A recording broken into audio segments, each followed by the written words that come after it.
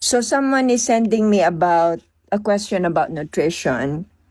Simple lang naman for me ang nutrition, and that's actually the number one principle in nutrition. It has to be simple.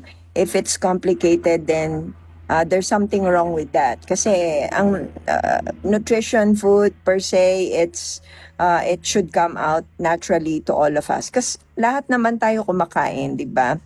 And the second principle is, if it doesn't rot, don't take it.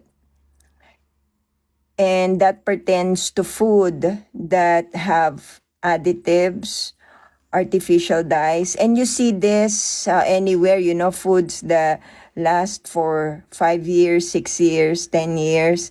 Don't eat those things. Maraming chemicals yung mga yan. Huwag kayong kumain ng mga ganyan. Kung hindi siya nagra-rot, huwag niyong kainin. It means it didn't came from nature. That's it.